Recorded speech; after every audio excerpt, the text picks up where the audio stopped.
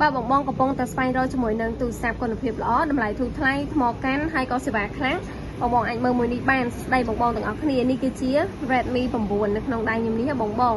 ក្នុងក្រោយរបស់គេគឺប៉ុណ្ណឹងមើលទៅរៀងសឹកតិចដោយបងឃើញជាក់ស្ដែងអញ្ចឹងណាប៉ុន្តែខ្ញុំអាចនិយាយបានថាមួយនេះនៅស្អាតបងពួកកន្លែងស្ទើរបស់គេគឺស្ទើតិចខ្លាំងមែនតើខ្ញុំបង្ហាញច្បាស់នៅក្នុងវីដេអូនេះជូនតែម្ដងដើម្បីឲ្យបងសម្រាប់ចិត្តច្បាស់លាស់មុននឹងធ្វើការទិញ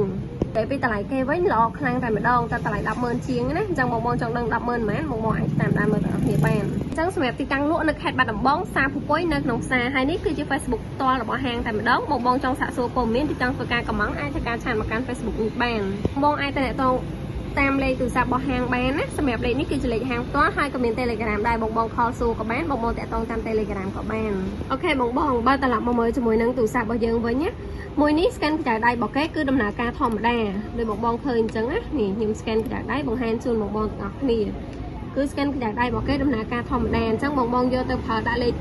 កូដឬក៏ដាក់ scan ក្រៅដៃអីមកអែមហ្មងតែប៉ុណ្្នឹងឯណាបងសម្រាប់កាមេរ៉ារបស់គេវិញគឺច្បាស់មកអែមហ្មងណានេះខ្ញុំបង្ហាញជូនបង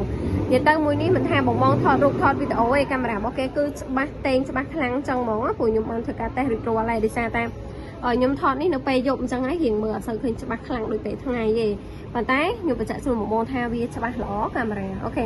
កាមេរ៉ាមុខរបស់គេក៏ច្បាស់ល្អដែរបងអាចមើលជាក់ស្ដែងបាននិយាយទៅមួយនេះគឺច្បាស់ទាំងកាមេរ៉ាមុខកាមេរ៉ាក្រោយទៅមកអែមហ្មងណាតាមម៉ាស៊ីនគេវិញមួយនេះឈ្មោះថា Redmi 9 ហើយគេមកជាមួយនឹង memory ទំហំ 64GB ចំណែកឯ RAM របស់គេវិញគឺមកជាមួយ RAM 4+1 អញ្ចឹងគេមកជាមួយ RAM 4+1 រួមជាមួយនឹង memory ទំហំ 64GB ផងដែរណាបងទាំងអស់គ្នាហើយមួយនេះអាចដាក់ SIM បាន2សម្រាប់សេវាអីគឺពេញល្អព្រោះខ្ញុំបានធ្វើការតេស្តរួចរាល់ហើយ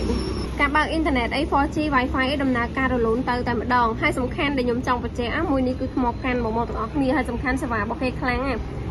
មិនថាបងដាក់ SIM អីទេសូម្បីតែខ្ញុំដាក់ SIM សាច់ខាតក៏សេវាគេពេញ